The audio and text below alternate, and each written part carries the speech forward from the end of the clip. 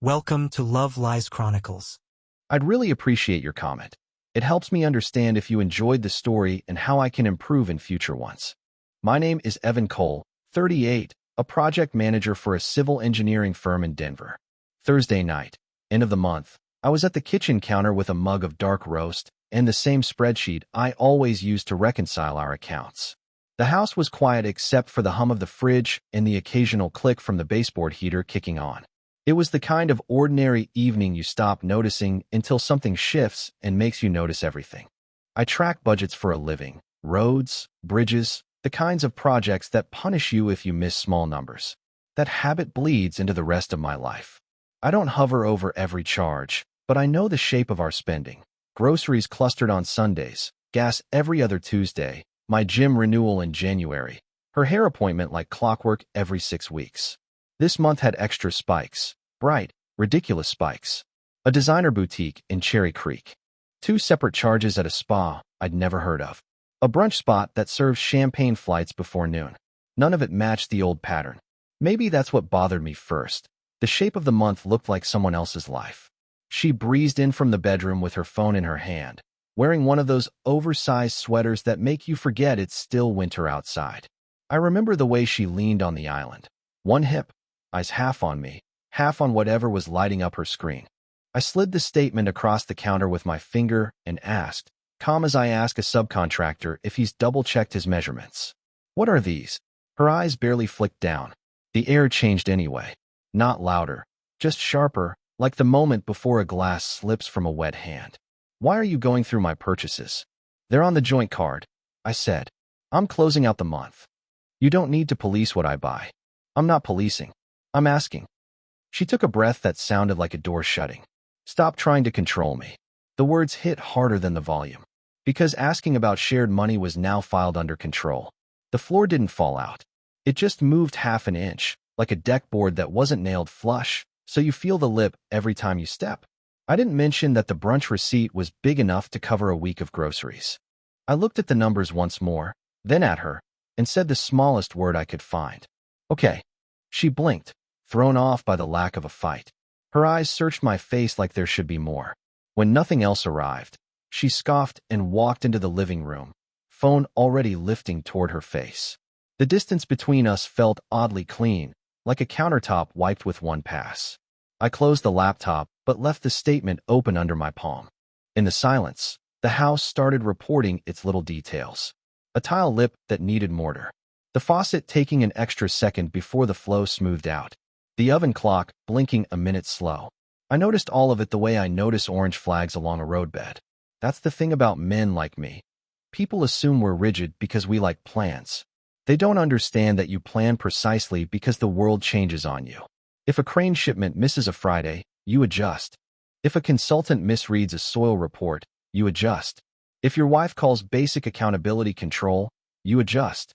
I washed my mug, cleaned the few crumbs on the counter with my hand, and shook them into the sink. The motions helped settle my breathing into its usual rhythm. She laughed at something on her phone in the next room. That airy, performative laugh people use when they're half performing for someone else. I looked at the front door, then the hall mirror where her scarf was draped. We were still a home, technically. We had paint on the walls and colors we chose together, a couch we agreed on after too many Saturdays at furniture stores, a slow cooker that made winters survivable. All of that existed. But a sentence had been dropped into the middle of it like a wrench in an engine. It might keep turning for a time, but the sound would never be the same. I grabbed a legal pad from my briefcase because writing calms me down better than breathing apps.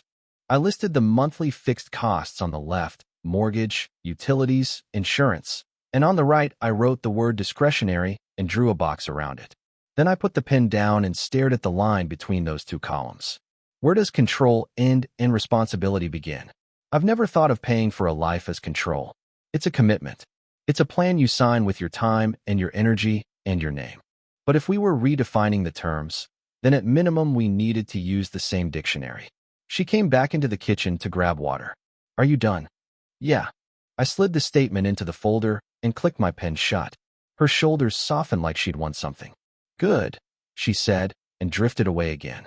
I stood there a full minute after she left, The way you do when you can still feel the warmth of someone's presence, but the room itself is getting colder. I looked down at my phone.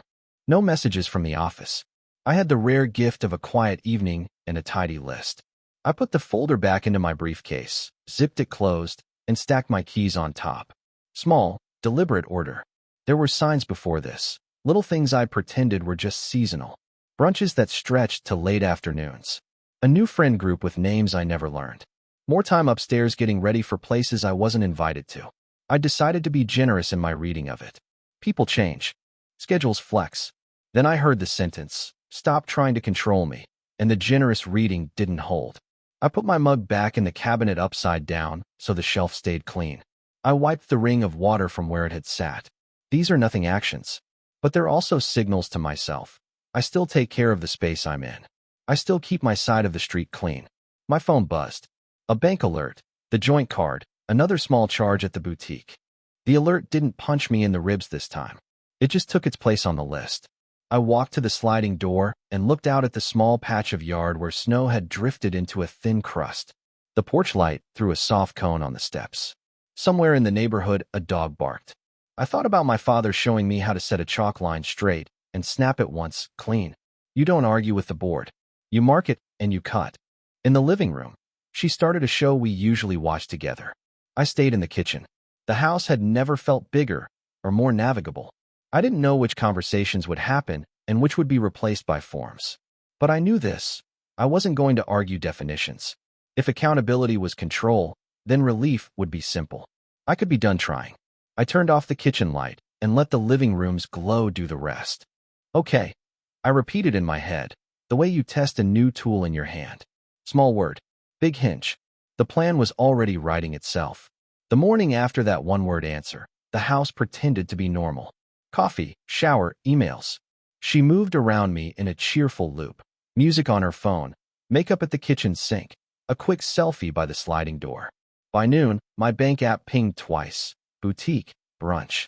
The numbers weren't catastrophic. It was the message inside them that mattered. I put my phone face down next to a set of drawings and finished a vendor call like nothing else was happening. At lunch, I sat in my truck outside the site and logged into the HR portal. 5 clicks and a 2-factor code later, my direct deposit was split. The bulk into a new checking account in my name only, a small fixed amount into the joint account to float whatever was already queued this week. The same move I'd make if a subcontractor started billing outside scope. Tie the spin to its own line. Stop letting it leak everywhere. I opened a second high-yield savings under the same bank login and set 2 recurring transfers. Emergency fund on the 5th, taxes on the 15th. The automations made a faint satisfaction bell go off in my chest. In construction, you learn that a good process is louder than an argument. When I got home that night, a stack of packages sat against the credenza. Perfume. A box with a tiny envelope and a ribbon. Something from a spa with its name printed in gold across the tape. I cut open the mail, sorted bills from junk, and left the boxes where she'd know to find them. She breezed in with a smile bigger than the day, angled one package toward the light, and said, "Finally." I nodded, the way I'd nod to a crane operator who just finished a tricky lift. The next day, she worked from home. I caught pieces of a call while I measured the guest room for a shelving project I'd been putting off. "He gets weird about money," she told someone on speaker, voice turned light in that way people use to float a hard thing. Like, "I can't even buy a dress without an audit." I paused with the tape against the wall and let the length settle, 84 inches. When the call ended, she walked in and kissed me on the cheek like there had been no content under the tone. "You measuring something?" she asked. "Shelves," I said. She smiled and drifted away. I spent the evening in small maintenance moves.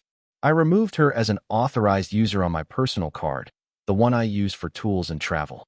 I rotated the passwords on anything that stores payment info, airline, home improvement sites, the place I buy work boots. I enabled alerts on every joint transaction over $20. Not to pounce, to see. Seeing is 90% of control, but it's the quiet kind, the kind that keeps bridges standing after the ribbon cutting. Wednesday, I corrected our autopays.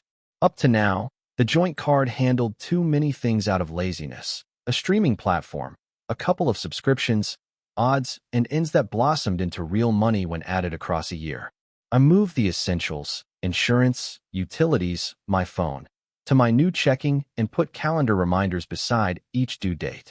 I let the rest remain where they naturally wanted to live, on her side of the ledger. She'd called questions control. Fine. I would give the questionless version of that life. Free of interruptions. Pure feedback. That evening, she floated the question without actually asking. We should plan a weekend away, she said, scrolling through photos of friends in ski towns and desert spas. All our friends are doing something. I wiped down the stovetop and said what was true. We can plan, but we should look at our cash flow. She made a face like I'd put a drop of vinegar in her wine.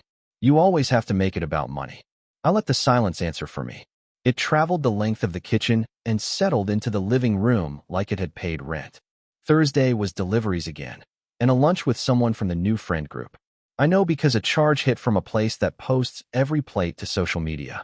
When she came home, she set a bag from the boutique on the counter and said, "Return window is only 7 days, so remind me to try these tonight." I nodded and made pasta. We ate in near peace until she picked up her phone, shot off a text, and laughed. Mara says I should set up a fun budget that's off limits to your commentary. I twirled a forkful and said, "Set up whatever budget you want. Just don't run it through mine." She looked at me like I'd spoken an unfamiliar language and went back to her phone. I finished the shelves Friday morning before work and cleaned up the sawdust. The house looked better for the effort, the way anything does when you bother to finish what you start. While I showered, a new alert: cosmetics subscription upgrade. Another: same spa as before, different service. I let them stack. The point of a baseline is to show you slope. If you cut too early, you can convince yourself it was an anomaly. At lunch, I swung by the bank branch to remove an old overdraft protection link from the joint account. The teller handed me a form. I initialed the boxes, signed my name, and felt a piece of air return to my lungs. I asked for a printed list of recurring charges the bank could see. It was educational. I thanked the teller and put the printout in my glove compartment next to a pair of work gloves and a flashlight. Tools are tools, paper or otherwise. That evening we crossed each other at the door, me coming in with groceries, her heading out with a clutch and a hair that took time. She glanced into the bags. "We're out of oat milk." "This is what I'm using," I said. She made a small noise and kissed off a cloud of perfume. "Don't wait up." I didn't. On the couch, I moved my own small comforts off the joint card without ceremony. Coffee subscription, new card. News app, new card. Cloud storage, new card. None of it dramatic, but each click felt like snapping a chalk line. Straight, bright, undeniable. I archived the confirmation emails in a folder called Standing. The name made me smile because it worked in both directions. Around 9, she texted a photo of a dessert I've never liked and 2 champagne flutes. "Be fun," the caption read. I sent back a thumbs up and went back to the maintenance log for a pedestrian bridge we'd turned over last year. There's a method I teach junior PMs: define, isolate, correct, verify. It applies to steel, water, and marriage. Saturday, we circled each other again. She slept late, ordered smoothies, and walked around in a new robe. I fixed a loose hinge and replaced the batteries in 2 smoke detectors that had been complaining for a month. In the afternoon, she said, "We should put everything on autopay so we stop having these stress talks." I nodded. Agreed. "I've moved mine. You can move yours." Her mouth opened, then closed. The robe swished. She went upstairs. By the time Sunday came, the pattern was fully visible. The joint card was a stream with one source. My life, work, bills, groceries, gas, was quietly routed elsewhere. Nothing had exploded. I hadn't delivered a speech or held up a spreadsheet in the middle of a fight. I had just stopped subsidizing noise. That night, I stood at the counter with the same spreadsheet and watched the week assemble itself into lines and totals. It made me feel clear. She walked by and said, "What now?" without stopping. "Nothing," I said, and meant it. I was observing and adjusting, the way I do when a project starts drifting a degree off course. By the end of the week, I wasn't spending $1 from our shared account. Every time the bank app pinged, I let it. The ledger was speaking in plain English now. I didn't need to raise my voice to understand it. Friday night tested the system without me lifting a finger. She ordered takeout from the place with the truffle fries that always arrive soggy. I was at the sink rinsing a pan when her phone buzzed once, then twice. A frown, A retype, another buzz. She flipped the card in her hand, as if the numbers might rearrange themselves into money. Silence. Then the smallest, disbelieving laugh. She looked at me like I had hidden a switch somewhere in the house. I dried my hands and kept my eyes on the towel. Another attempt, another buzz. The room filled with the kind of quiet that makes even the refrigerator cautious. The next morning, the lockout walked into daylight. She drove to her gym. I fixed a loose outlet in the guest room. 20 minutes later, a text. Is the bank having issues? I answered with a screenshot of the account balances and nothing else. At the front desk, someone had told her what the screen had told me all week: insufficient. I pictured the interaction in the neutral tones I use on site when a lift plan fails inspection. This isn't personal. This is procedure. By noon, the group chat must have been buzzing. I could hear the high, bright register of her phone calls floating down the stairs. A friend's name dropped like a life raft. Another friend's suggestion about financial abuse, said with the confidence of someone who has never paid a property tax bill. She came into the kitchen with a tone designed to pick a fight and found me stirring soup. Her chin tipped up, the way it does when she's winding courage for a leap. You froze the card. I removed my funding. That's not how marriage works.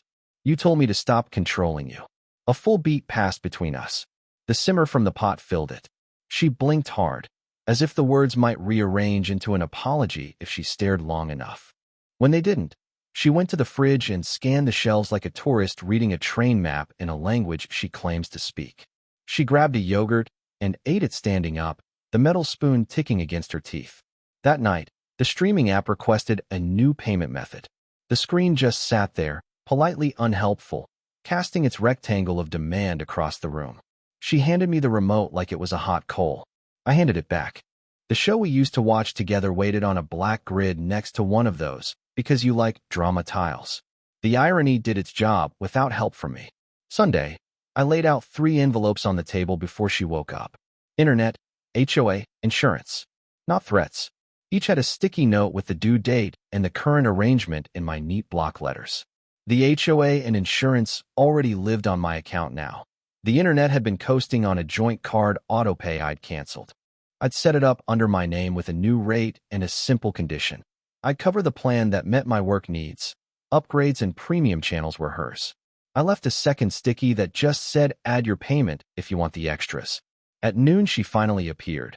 Hair up, hoodie on, the scent of the expensive serum she'd been unboxing all week, trying to save the day.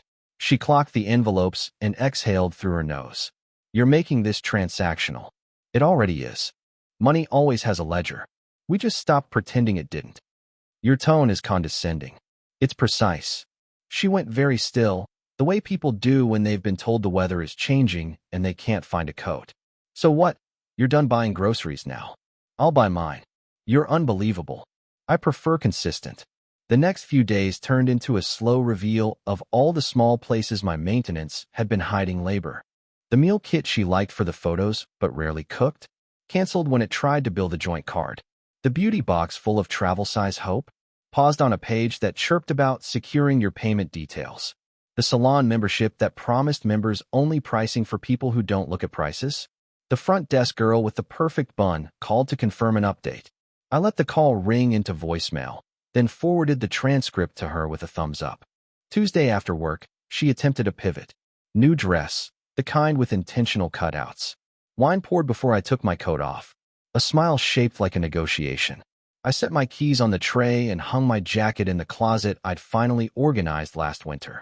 We should hit reset, she said, and the words fell onto the counter like they were heavier than she expected. I don't want this to be a war. Me neither. Then stop being like this. This is what not being in control looks like. You wanted autonomy. This is what it costs. You're enjoying this. I'm relieved not to argue about what you buy with my money. Her face flushed in a way that always reads as anger, but is really fear. Do you want me to move out? I want you to live inside the truth you asked for. She swallowed, looked at the wine, didn't drink it. Something in her posture deflated.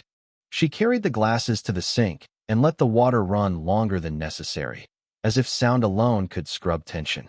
Wednesday morning, I sent an email to our shared address with a subject line I would use on any project: financial scope and ownership. Inside, 3 bullet lists. What I cover, what she covers, Items to discuss if either of us wants to change categories. I kept the tone dry and useful. At the bottom, I added a line that mattered more than the lists. I won't debate this verbally. Written only. Spreadsheets, not scenes. She replied from upstairs with a paragraph about feelings and respect and how money is love. I typed back one sentence. Money is money. Love is how we speak when we disagree. Then I attached a simple tracker that showed the past 90 days and the next 90 forward. Blue for mine, green for hers. By late afternoon, her mother called. Caller ID glowed on the counter like an old lighthouse I'd sailed past for years without incident. I let it go to voicemail and listened to it in the garage while I sorted tools. A lot of words about partnership and generosity. A soft accusation tucked under concern. I texted back, I'm always happy to discuss budgets with the person who spends them. She didn't respond. The silence sat clean in the space where outrage usually lives. Thursday evening, the internet upgrade she'd clicked 2 weeks ago failed to install. She looked at me, then at the router as if it could be shamed. I opened my laptop and worked off my hotspot without commentary. She stared at the little signal bars on her phone and seemed to realize that nothing she could say would get more data to appear. She went upstairs. I kept typing. That night, I gathered the spare cards from the bowl by the door, the one we toss things into when we're in a hurry. I put the joint card in a slim envelope and slid it into the drawer with the warranties and the extra batteries. Not gone. Just unavailable until it had a purpose again that made sense to both of us. I labeled the envelope with the same block letters. Joint. Paused. Friday came with the first quiet sign that she understood the new map. She asked what brand of coffee I buy and whether the grocery store has a rewards program. Not a concession. Just a small sentence that admitted gravity still works. I told her the brand, gave her the app name, and returned to my email without filling the silence with a smile. I didn't gloat. I made my lists, answered what was mine to answer, and let the consequences complete their loops. The week ended the way bridges do after inspection, a stamp, a date, and a record. I'd stopped playing husband as wallet. She could call that control if it helped her sleep. To me, it was the first calm week my money had had in years. By the second Monday, the house had learned our new weather. The fridge stopped filling with delivery leftovers. Packages slowed. The joint card sat in its labeled envelope like a tool retired for safety reasons. Consequences arrived on schedule without any speeches from me. The salon attempted to run her member's price, renewal, and hit the same wall everyone else had run into. A notification popped up on my phone, then hers. She walked past me on her way to the bedroom and dropped a single word on the counter the way a child drops a backpack. Wow. No question. I finished tightening a cabinet pull and let the screwdriver click back into its case. The guilt arrived that evening, dressed as fairness. She stood at the sink with a hand towel she wasn't actually using. You're punishing me. I'm refusing to fund what I didn't agree to. So you admit this is about control. It's about boundaries. Control is when I manage you. Boundaries are when I manage me. Silence, broken only by the shallow drip of the faucet she never notices until it's loud.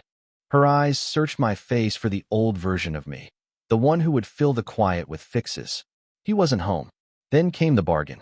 A dress I hadn't seen, a glass of wine, a playlist from a good year. She leaned against the island like we were at the soft open of something new. I listened, because it's respectful to hear someone out before you say no. We can just reset, she said. Start fresh. Clean slate. Reset how? You stop cutting me off. I stop feeling resentful. We meet in the middle. Middle of what? There's your spending and my spending. There isn't a third pile that materializes because we say the word we. The smile thinned. She set the wine down and ran a finger around the rim as if she could draw something out of it. When that didn't work, she went upstairs and made a phone call long enough to develop a plot. By morning, her mother had weighed in. The voicemail was sugar wrapped around a lecture. Partnership. Generosity. How money shouldn't be used to make a point. I stood in the garage among labeled bins and listened to the entire thing twice, then texted back what I was willing to say to anyone. I fund what I own. I don't fund what I don't. Happy to review a budget with the person who spends it. No reply. 3 hours later, my phone lit up with her father's number. He doesn't usually call me. We both prefer chores to conversation. I answered in the driveway with the winter sun on my neck. I hear there's a situation. His voice was the same one he uses when a fence post leans. There's a budget, I said. And there's reality. A pause, then. Does she have her own account? She does. Then she can use it. I'm not loaning for handbags. He cleared his throat. If she needs help building a plan, I'll sit with her. I won't bail out choices. That was the midpoint I didn't expect. Not a rescue for me. Just another man refusing to sponsor fantasy. When I hung up, I felt less alone. Her panic landed 2 days later at the exact moment the internet tried to process an upgrade she'd clicked weeks back. The screen froze on an error that might as well have said, "Someone else used to pick up your slack." She turned to me with a look that belonged to a teenage version of herself, the one who learned that the world doesn't bend just because you do. "Can you just fix this?" "I already fixed it. You have internet. If you want the premium package, it needs your card." She stared at the router like it had betrayed her. Then she went quiet in a way that was math finally arriving. Friends tried their portions of the script. One texted her a paragraph about financial abuse and economic isolation, like a blog post she could forward to court. Another sent wide-eyed emojis and the sentence, "You deserve softness." Softness doesn't pay an invoice. The only message that mattered came to me from a number I didn't recognize. "I don't agree with what they're telling her. For what it's worth, you've been steady." I deleted it after reading. I was collecting clean lines. By Friday, her world had shrunk to the size of whatever she could actually cover. Lattes tapering into drip coffee. Ride shares replaced by buses she had once made fun of. Lunches that used to be posts became leftovers. She tried casual bravado for a day or two, jokes about minimalism, quips about girl dinner. The performance slid off by Sunday. She sat at the table with a grocery list she usually pretended we could keep in our heads. I watched her write eggs twice and scratch one out like editing might make the math easier. "Are you going to keep doing this?" she asked without looking up. "Doing what?" "Being stubborn." "I'm being consistent." "You know what I mean." "I do." I'm still choosing the same answer. She exhaled through her nose and put her pen down like it weighed more than ink. That night she packed a small bag. Just a neat row of toiletries and a few folded pieces of clothing. The door closed with the quiet click of a latch set right. She ended up at her parents' place, which I learned when a photo surfaced on the family thread. Her at the kitchen table from her childhood, a bowl of cereal in front of her, the same floral placemats that have been there since 2004. In the background, her mother's hand hovered with a 20 like a blessing. The caption tried for light, recharging at home. The image told a different story. She was back at her parents' table asking for lunch money. I closed the thread and went outside to salt the steps, which had developed a thin glaze of ice. I moved slowly, made sure to cover the edges where we always forget, then came back in and took off my boots on the mat. The next morning, she called. I let it ring out and answered by text. She wrote that she felt abandoned. I wrote that I was still here, just not underwriting. She asked if we could be normal. I asked her to define it. She didn't respond. A few minutes later, her father called again. She'll be staying here for a bit. We told her we'll cover her phone this month, and that's it. I suggested she meet with our accountant to set up buckets. She rolled her eyes. She'll either roll them less, or she won't. Understood. We'll send her by for her mail. I'll have it ready. When she came by that evening, she moved through the house like a guest who still knew where everything was. Her eyes paused on the envelope drawer, on the labeled shelves, on the empty bowl by the door where the joint card used to live. She made a circle through the rooms and ended where I was, in the kitchen. No performance now, just the tired look of someone who has finally met a wall that doesn't apologize for being a wall. "This is cruel," she said softly. "No," I said. "It's honest." She held my gaze another second, then reached for the stack of mail I'd banded with a rubber band and a note. She read the note, due dates, what had been paid, what hadn't, then tucked it into her bag.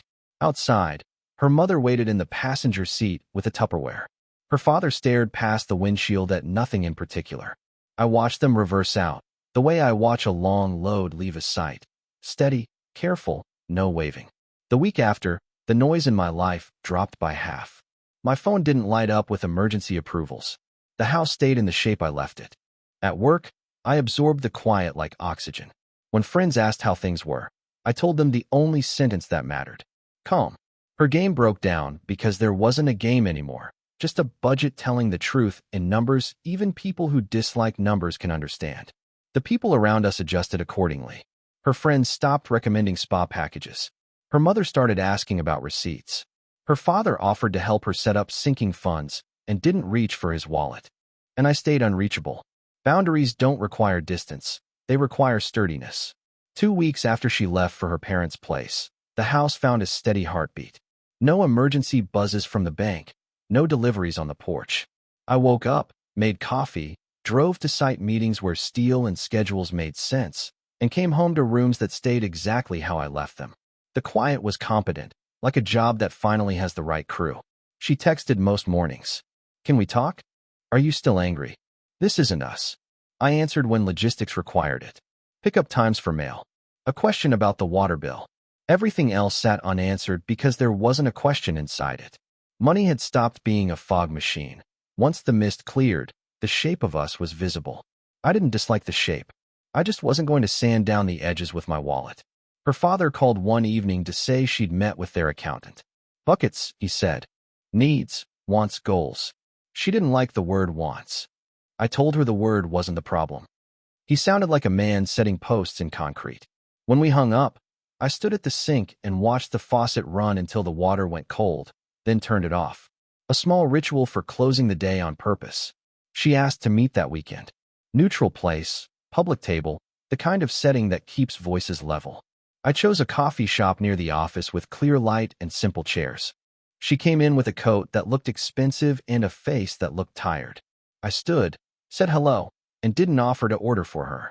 When she sat, her hand stayed wrapped around her cup like heat could do the explaining. "I miss us," she said. "I miss respect," I said. I know I said things that felt like I was dismissing you. You were.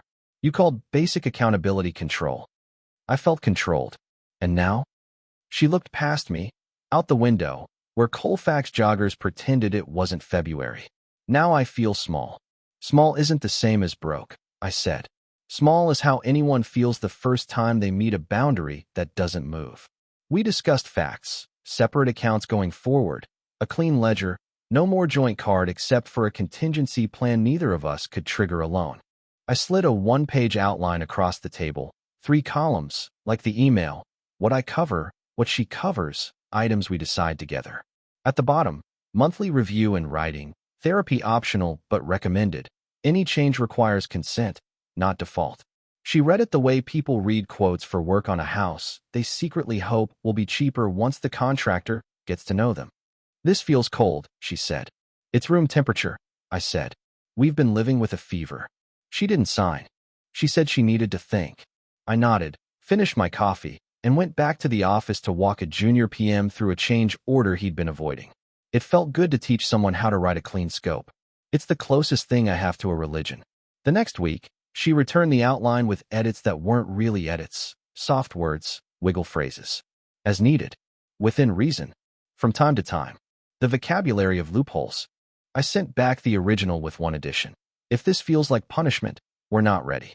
If it feels like clarity, we might be. She didn't reply for 3 days. On the 4th, she sent a photo of the signed page. Here's the part one didn't expect. Signing didn't fix the marriage. It only stopped the bleeding. We met twice with a counselor who liked triangles and asked about childhood scripts. Useful in its way, but triangles don't cook dinner. Respect does. At home, she tried small proofs. Groceries she could afford. A return label printed without my help. A Saturday spent cleaning the bathroom she used to treat like a hotel. Her friends drifted. The ones who liked the old arrangement, the man as sponsor, the woman as event, stopped inviting her to places that required posting. One sent me a private apology I didn't need. Another texted her that I was weaponizing spreadsheets, which would have been funny if it weren't an admission that math scares people more than fights. Her mother stopped wrapping $20 bills around advice. Her father started asking her, "What did you plan?" before he asked, "How are you?" All of that helped. None of it decided for me. A month in, I gave myself a deadline the way I do on projects when the client can't say what finished looks like. 30 days of respect, or we start dissolving. I put it on my calendar without ceremony. On day 21, she came by to drop off a box of things from her parents' place. She stood in the doorway, scanned the room like a person re-entering a museum and trying to remember why a painting used to make sense, then said, "You're different." "I'm the same," I said. "I just stopped paying to be misunderstood." She asked what needed doing around the house, and actually did it. She logged into her account and paid for her own extras. She didn't call her mother before small decisions. 21 days isn't the same as a year, but it's not nothing. I let myself believe we were building something that could hold weight. On day 29, she sent a late-night text. I miss the way we used to be, when you'd surprise me. I stared at the screen a while. The old me would have ordered flowers or booked a dinner to quiet the ache in that sentence. The current me typed, surprises don't fix disrespect. Show me steady, I'll show you surprise. On day 30, we met at the kitchen table with 2 pens. I put a separation agreement on the left, a recommitment plan on the right. No threats, just choices. If we sign this, I said, tapping the separation, we do it clean, no dragging, no public mess. If we sign this, tapping the plan, we do the work. Monthly check-ins, shared goals, non-negotiable respect. On the final day, we set the handrail, tightened the last bolts, and signed the inspection sheet. I stood there a few minutes after everyone left, watching the afternoon light land on something that would outlast talk. My phone buzzed. A photo from our kitchen, a simple dinner, plates set for 2, a receipt tucked beneath a magnet, her card, her grocery list with prices. No caption. I replied with a time I'd be home and nothing else. It was enough. If you need a moral, I don't have one. I have a rule. Respect is the price of admission. Love makes a home worth entering, but respect keeps the doors from slamming in a storm. I stopped financing my own loss. If she keeps choosing steady, we'll keep building.